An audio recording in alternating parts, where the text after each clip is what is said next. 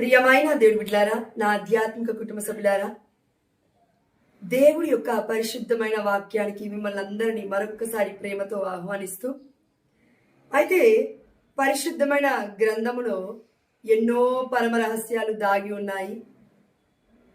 పరిశుద్ధమైన గ్రంథము ఆ దేవాతి దేవుడు చేసిన గొప్ప కార్యములను వివరించుటకు, లిఖించుటకు ప్రపంచమే సరిపోదు అని యోహాను సువార్తలో మనం చూసి ఉన్నాము. అందుకొనేమో కాబోలు మనకి ఒక ధన్యత్వముగా కన్నతలియన కథోలిక శ్రీ సభ సాంప్రదాయాలను ఆ దేవాతి దేవుడు ఇచ్చి శిష్యులని అంటే అపోస్తులపై మనల్ని అందరిని నిర్మించి, ఇదిగో మోక్షారోహుడై వెళ్ళిపోతున్న సమయంలో కూడా మీరు భూ దిగంతముల వరకు నాకు సాక్షులై ఉండండి, పితాపుత్ర పరిశుద్ధాత్మ నామమున జ్ఞానస్నానం ఇస్తూ నేను మీకు బోధించింది వారందరూ ఆచరింప మీరు ప్రబోధించండి అని మత్తయి సువార్త 28వ అధ్యాయం 20వ వచనంలో మనం చూస్తున్నాము. యేసు ప్రభువారు మనకి ప్రకటిస్తూ ఉన్నారు. గత వారము మనం త్రిత్వైక సర్వేశ్వరుడి యొక్క పండుగని కొనియాడి ఉన్నాము. ఈ వారము జూన్ 22వ తారీఖున యేసునాథుని పరమ పవిత్రుని పరిశుద్ధమైన దివ్య దేహము, దివ్య రక్తమును ఇదిగో పండుగగా, మహోత్సవముగా మన కనతలియన కథోలిక శ్రీ సభ ఎన్నో వందల సంవత్సరాల నుంచి కొనియాడుతూ ఉంది. అయితే దీని యొక్క చారిత్రక విషయాలు మనం చూసినట్లయితే, మనము ఈ యొక్క పండుగని పరమ పవిత్రమైన యేసునాథుని దివ్య శరీర రక్తాల మహోత్సవాన్ని మొట్టమొదటిగా ఏమని పిలిచేవారంటే the feast of Corpus Christi. అంటే ఈ యొక్క వర్డ్ ఎక్కడి నుంచి వచ్చిందంటే లాటిన్ భాష నుంచి వచ్చిందండి, కార్పస్ క్రిస్టీ అని. దీన్ని మనం ఇంగ్లీష్లో ఏమంటూ ఉన్నాము అంటే బాడీ ఆఫ్ క్రైస్ట్, లేదంటే body and blood of Jesus Christ అని. 1246వ సంవత్సరంలో మొట్టమొదటిసారిగా ఇదిగో బిషప్ గారైన రాబర్ట్ అనే ఒక గొప్ప వ్యక్తి దేవుడిని, యూకరిస్టిక్ లార్డ్ని, మన దివ్య మనస నాథుని ఇదిగో మీరు కొనియాడాలి అని ప్రకటించారు. దాని తర్వాత కొన్ని సంవత్సరాలకి ప్రపంచవ్యాప్తంగా ఇది మనం కొనియాడాలి, ఇది సేక్రెడ్, చాలా దివ్యమైనది, చాలా దైవత్వము కలిగిన గొప్ప కార్యము ఈ యొక్క యూకరిస్టిక్ లార్డ్ అనేది అని మన పోప్ గారైన అర్బన్ గారు, 4వ పోప్ గారైన అర్బన్ గారు 1264వ సంవత్సరంలో ప్రపంచవ్యాప్తంగా ప్రకటించినారు. అయితే దీనికంటే ముందండి, ఇది 1246, 1264లో పోపు గారు, అదేవిధంగా బిషప్ గారు ప్రకటించారు. కానీ ఇంతకు ముందే ఎవరి జీవితమైనా మనకి ప్రకటించిందా అని చూస్తే 1246లో బిషప్ రాబర్ట్ గారు ప్రకటించారు దివ్య సప్రసాద నాథుని ఆరాధించాలి అని. 1264లో మరలా పోపు గారైన 4వ అర్బన్ గారు ఇది ప్రకటించారు. కానీ 1246 కంటే ముందు, 1264 కంటే ముందు బిషప్ గారు కాకుండా, పోప్ గారు కాకుండా ఒక గొప్ప భక్తుడు దీన్ని ప్రకటించాడు. ఎవరు అని చూస్తే, చారిత్రక విషయాల్లోకి మనం వెళితే ఎవరు అనుకుంటున్నారు మీరు? ఈ పాటికి కొంతమందికి అర్థమై ఉంటుందండి. మంగళవారము అద్భుతాల పాదువాపురి అంతోని వారి యొక్క మొన్నటి రోజునే మనం పండుగని కొనియాడి ఉన్నాం, 13వ తారీఖు జూన్ నెల. దాని తర్వాత ఇది మనం కొనియాడుతూ ఉన్నామంటే ఏదో అద్భుతం దాగి ఉంది, ఏదో మర్మం దాగి ఉంది ఇందులో. అదేంటి?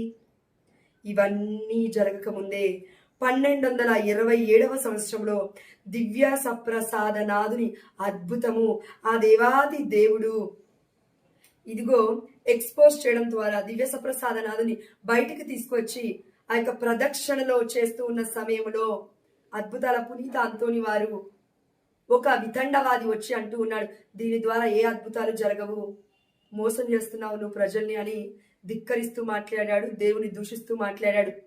ఆ సమయంలో ఇది నువ్వు ఒకవేళ ఇది అద్భుతం అని నువ్వు రుజువు చేస్తే ఆ దేవాతి దేవుడికి నా జీవితాన్ని అర్పించుకుంటాను, అంతేకాదు ఎంతో మందికి నేను ఈ విషయాన్ని ప్రకటిస్తాను అని ఆ వితండవాది అంటూ ఉన్నాడు. అనగానే అయితే అద్భుతాల పునీత అంతోని వారు ఒక అడుగు ముందుకు వేసి విశ్వాసాన్ని ప్రకటిస్తూ ఉన్నాడు. ఇదిగో ఒక గాడిదను మీరు 3 రోజులు ఆహారం పెట్టకండి, నీటిని ఇవ్వకండి, ఏ ఫుడ్, ఏ ఒక్క ఆహారాన్ని కూడా దానికి ఇవ్వకుండా మీరు 3వ రోజున నేను చెప్పినట్లుగా చేయండి అని చెప్తూ ఉన్నాడు ఈ యొక్క పాదువాపురి అంతోని వారు. ఆ సమయంలో 3 రోజులు గడిచిపోయింది. ఒక ఆకలితో ఉన్న గాడిదను దివ్య సప్రసాద నాదుడి యొక్క ఆ యొక్క ప్రతిష్ఠించిన ఆ యొక్క టెబర్నకల్ని తీసుకొచ్చి ముందు పెట్టేసరికి, అదే విధంగా అదే సమయంలో ఒక వ్యక్తిది ఆ యొక్క గాడిదకి గ్రాస్ని, గడ్డిని, పచ్చి గడ్డిని, మంచి గడ్డిని, అదే విధంగా తాగడానికి నీటిని, వాటన్నిటిని కూడా అక్కడ సమకూర్చున్నాడు. అదే పక్కనే దాని ప్లేస్లోనే సమకూర్చేసరికి పక్కనే గడ్డి ఉంది, నీరుంది. దాన్ని దాటుకొని ఇక్కడ ముందుకు వచ్చిన తర్వాత ఇదిగో అద్భుతాల పునీత అంతోని వారు దివ్య సప్రసాద నాదుని పట్టుకొని ఇలా ఉన్నారు. ఆ సమయంలో గాడిద తినకుండా తాగకుండా ఈ లోకరీత్యా వాటినన్నిటిని త్యజించి ఒక గాడిద దివ్య సప్రసాద నాదుడి ముందు ఇదిగో తల వంచి ఆరాధిస్తూ ఉంది. 3 రోజుల నుంచి అది అన్నం తినలేదు, పచ్చి మంచినీళ్ళు తాగలేదు. ఒక గాడిద దేవుడి యొక్క ఆహారాన్ని, దేవుడిచ్చిన పరలోక ఆహారాన్ని, ఇదిగో ప్రతిష్టాపనని ఆరాధిస్తూ ఉంది. తల వంచింది, ఈ లోక ఆహారాన్ని మర్చిపోయింది. ఆ దేవాతి దేవుడైన శాశ్వతమైన ఆహారాన్ని ఇదిగో చూస్తూ ఉంది. అందుకే మనం యోహాను సువార్త 7వ అధ్యాయం అనుకుంటా అండి, మీరు ఈ లోకంలో అశాశ్వతమైన భోజనం కొరకై పరితపించవలదు, శాశ్వతమైన భోజనములకై మీరు శ్రమింపవలేను అని. కరెక్ట్గా ఆలోచిస్తే దేవుడి యొక్క దివ్య సప్రసాదాలు తీసుకోవడానికి మనం రోజు శ్రమించే వాళ్ళం కూడా లేము. ఫ్రీగా ఇస్తున్నారు మన గురువులు, యాజకుల ద్వారా ఆ దేవాతి దేవుడు పవిత్రపరిచి మనకి ఇస్తూ ఉన్నాడు. అయినప్పటికీ మనము గాడిద కంటే ఒక స్టెప్ కిందే ఉన్నాము. అంటే కంపేర్ చేసుకోవడానికి బాధగా ఉన్నప్పటికీ అండి తప్పు లేదు. మనుషుల్ని చూసి నేర్చుకోవాలి, జంతువుల్ని చూసి నేర్చుకోవాలి. ఈ లోకంలో ఎన్నో ఉన్నాయి, వాటన్నిటిని చూసి కూడా మనం మంచిని నేర్చుకోవాలి, చెడుని విడిచిపెట్టాలి. కాబట్టి గాడిదను చూసి ఈరోజు మనం నేర్చుకుందాము. ఆనాడు బలాము కూడా ఇదిగో గాడిద మాటనే విన్నాడు. దేవదూత మాట బలాము కంటే ముందుగా గాడిదనే వినింది. దేవదూత యొక్క మాట అంటే దేవుడి మాటని. అదేవిధంగా ఈరోజు మనం ఎవరి మాటలు వింటున్నాం ప్రియమైన బిడ్డ, ఒక్కసారి గుర్తు తెచ్చుకుంటూ మొట్టమొదటి దివ్య సప్రసాద అద్భుతము ప్రపంచానికి వ్యక్తపరిచినప్పుడు అద్భుతాల పునీత పాదువాపురి అంతోని వారి మధ్యవర్తిత్వ అంటే ఆ యొక్క దివ్య సప్రసాదాన్ని ప్రతిష్ఠించడం ద్వారా పొసెషన్ దివ్య సప్రసాద నాదుని ఇదిగో వీధులలోకి, ఆ యొక్క గ్రామాలలోకి ప్రదక్షిణ చేస్తున్న సమయంలో ఈ యొక్క అద్భుతం చవి చూశారు. ఆ సమయంలో ఇప్పటికీ కూడా అద్భుతం సజీవంగానే ఉంది ప్రియమైన దేవుడి బిడ్డలారా. ఎందుకు అనంటే మనము అద్భుతాల పునీత అంతోని వారిని ఏమనంటామండి? పోగొట్టుకున్న వస్తువులను తిరిగి కనపరిచే అద్భుతాల అంతోని వారా అని అంటాం. ఈ విషయంలో మనం ఇంకో విషయాన్ని మర్చిపోయాం. అదేంటంటే అద్భుతాల పునీత అంతోని వారు ఏ ప్రార్థన చేసినా ఆ దేవాతి దేవుడు వింటాడంట. ఎందుకు అంత మహత్తరం? అదేవిధంగా మరి యేసుప్రభువు వారి యొక్క దివ్యమైన శరీర రక్తాలను భుజిస్తూ పానము చేస్తూ అనేకులకు ప్రకటిస్తూ ఉన్న అద్భుతాల పునీత అంతోని వారి జీవితంలో చోటు చేసుకున్న మహా అద్భుతమైన విషయము, మహత్తరమైన కార్యము అదేంటంటే ఈ ప్రపంచానికి ఇప్పటికీ కూడా చాలా మందికి అవగాహన లేని విషయం ఏంటంటే మనం ఇంకొక పండుగను కూడా కొనియాడుతున్నాము. ఆ పండుగ పేరేంటంటే the feast of the tongue. September నెల 15వ తారీఖున ఈ యొక్క పండుగను మనం కొనియాడుతూ ఉన్నాము. ద ఫీస్ట్ ఆఫ్ టంగ్, నాలుక యొక్క పండుగను కొనియాడుతున్నాం. ఎవరి నాలుక? అద్భుతాల పాదువాపురి అంతోని వారి యొక్క నాలుక పండుగను కొనియాడుతూ ఉన్నాము. ఇది ప్రపంచవ్యాప్తంగా మరి ప్రకటించి కొనియాడకపోయినప్పటికీ పునీత అంతోని వారు ఫ్రాన్సిస్ సభకి చెందినవారు, అవునా? ఎస్, అక్కడే గురుత్వాన్ని వారు పొందారు. అయితే ఈ యొక్క యాజకుడు జీవించిన జీవిత విధానము, ఆ దేవాతి దేవుడు ఇచ్చిన అభిషేకాన్ని బట్టి తన యొక్క నోటిని కాపాడుకున్నాడు, నాలుకని పరిశుద్ధపరుచుకున్నాడు. ఇదిగో ఎలా అంటే దేవుడి యొక్క దివ్యమైన శరీర రక్తాలను తరచుగా స్వీకరించడం ద్వారా ఇలా స్వీకరిస్తూ పరిశుద్ధమైన జీవితాన్ని జీవిస్తున్న అద్భుతాల పాదువాపురి అంతోని వారి యొక్క జీవితాన్ని చూసి విచ్చిరపోయిన వారు ఎంతో మంది ఈ ప్రపంచంలో ఉన్నారు, ఇప్పటికీ కూడా ఉన్నారు. ఎందుకు అనంటే ఇదిగో అండి, మన అద్భుతాల పునీత అంతోని వారు ఎప్పుడు పుట్టారు అంటే 15వ ఆగస్ట్ 1195వ సంవత్సరంలో పుట్టారు. మరణించింది ఎప్పుడు అంటే జూన్ నెల 13వ తారీఖున 1231వ సంవత్సరంలో. అయితే చనిపోయిన 32 సంవత్సరాల తర్వాత రీబరియల్లో ఇంకా తన యొక్క నాలుక చెడిపోకుండా ఇప్పుడు మన నాలుక ఎలా ఉందో అలానే ఉందంట. అద్భుతాల పునీత అంతోని వారి యొక్క నాలుక చనిపోయిన తర్వాత 32 సంవత్సరాల తర్వాత మళ్ళీ ఆ యొక్క ఆ యొక్క బరియల్ సమాధి తవ్వి మరలా భద్రపరచబోతూ ఉంటే మరి ఆ సమయంలో ఆ సభ వ్యక్తులు ఎవరైతే ఉంటారో ఫ్రాన్సిస్కన్ సభకి సంబంధించిన గురువులు వాళ్ళు చూశారు ఈ అద్భుతాన్ని. అందుకే ఇప్పటికీ కూడా ఇన్ని వందల సంవత్సరాలు అవుతున్నప్పటికీ, ఫర్ ఎగ్జాంపుల్ ఎన్ని వందల సంవత్సరాలు అంటే 1200 సంవత్సరంలో ఈ యొక్క అద్భుతం సభ చూసాం మనం, అవునా? ఎస్.